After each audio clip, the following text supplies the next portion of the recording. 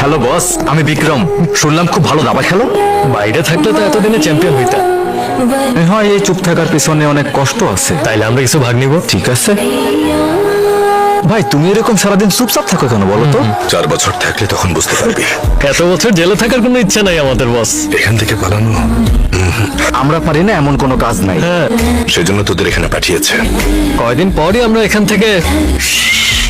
আদিত্যর কেসে ক্ষমা পাওয়ার কোনো সুযোগ কি আছে? একমাত্র রাষ্ট্রপতি এই আসামিকে মাফ করে দেবার ক্ষমতা রাখেন, কিন্তু করবেন না। যেহেতু এখানে সরকারি দলের রিকমেন্ডেশন দেয়া, তাই মাফ করবে নাকি করবে না সেটা তারাই ডিসাইড করবেন। কোর্ট চলাকালীন যে সিচুয়েশন থাকবে তার উপর ডিপেন্ড করবে যে অনুমতি দেবে নাকি দেবে না। 100 গার্ড আর 120 সিসি ক্যামেরা ফাঁকি দিয়ে পালানো একটু কঠিন লাগতেছে। আদিত্য ঠিকই বলছিল, এখান থেকে পালানো আসলেই কঠিন। আরে তোর থেকে খারাপ হলো ভয় পাওয়া। মন কথা আর